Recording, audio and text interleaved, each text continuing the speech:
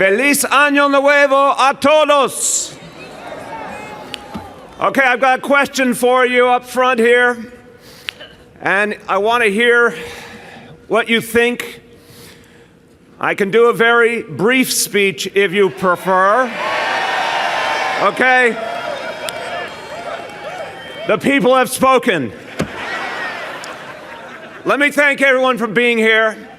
You are the most distinguished frozen group of people I have ever spoken before. But I thank you, all of you, for what you do for this city every day. I want to thank the people of this city for entrusting me with a second term as their mayor. I embark upon this mission with humility and with gratitude.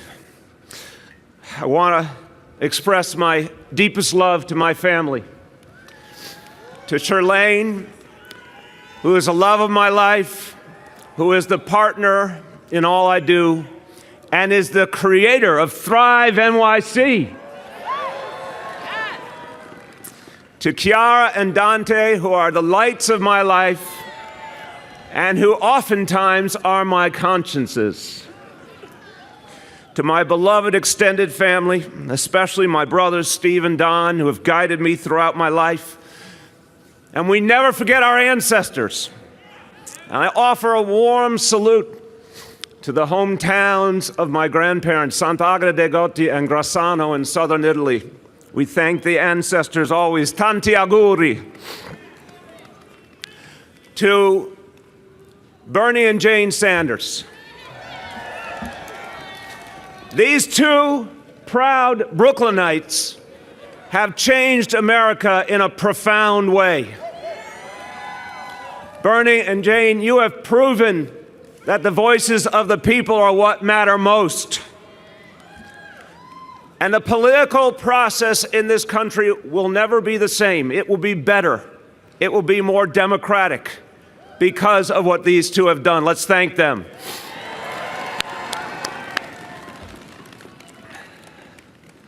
I want to give a warm thanks to the man who gave Shirlane and I our start in this work and who did so much for this city, Mayor David Dinkins.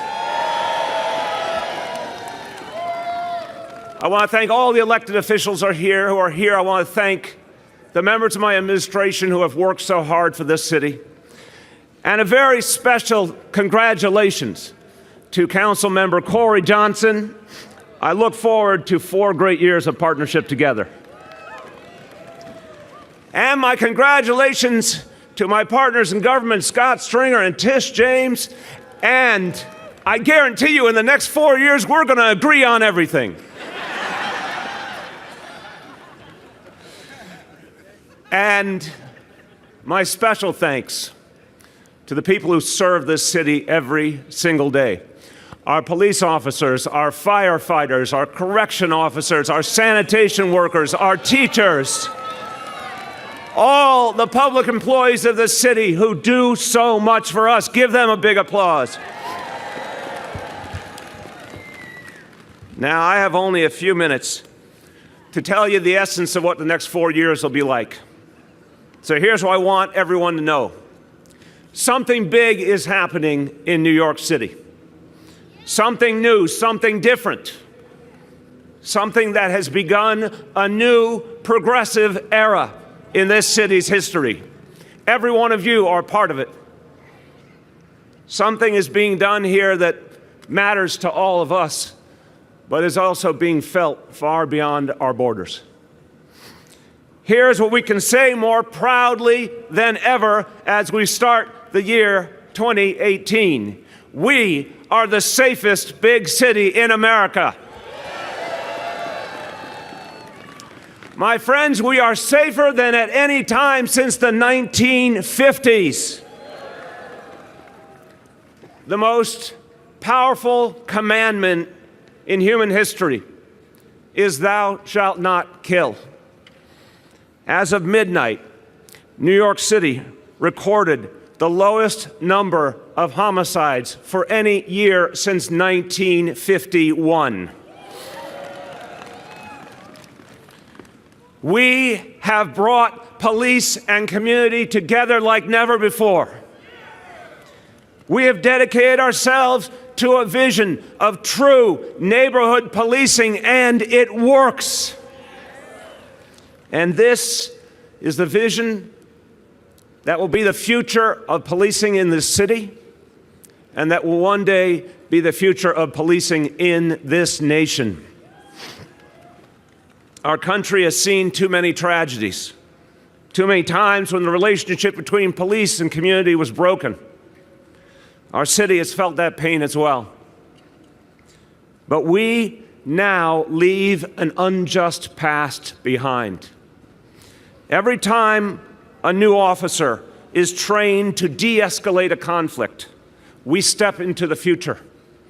Every time a neighborhood coordination officer greets a store owner or a tenant leader or a family sitting on their stoop, we create a new reality. Every time a precinct commander meets respectfully with cure violence activists, we build a new and deeper kind of community. Yes, we are the safest big city in America, and we look forward to holding that title for many years to come. But I have another hope for this city. I want us to be the fairest big city in America.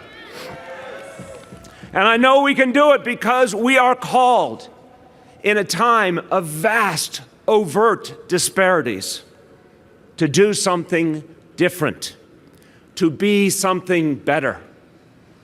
For too many years, our city descended into growing inequality, numbly allowing our social fabric to be torn more and more. The message conveyed to thousands upon thousands of our fellow citizens was that they didn't count. They could never get ahead. They didn't really belong. And so the theme of our campaign just passed was simple and clear. This is your city. It is a reminder that the true owners of this beloved place are not the big landlords and developers, not the titans of Wall Street and the 1%. The deepest, truest stakeholders of this town are the people who do the work, who every day make this city come to life, but have too often not reaped the rewards. We commit ourselves today to making sure this is always their city and that it will never be taken away from them. Estamos devolviendo la ciudad que amamos a los trabajadores que la hacen grande. Hoy prometemos asegurar que Nueva York sea siempre su ciudad, que nunca deje de serlo. For hundreds of thousands of New Yorkers, we will make sure that this city that is now too expensive for them becomes theirs once again. We will give them the affordable housing they need. We will create for them the good-paying jobs they deserve.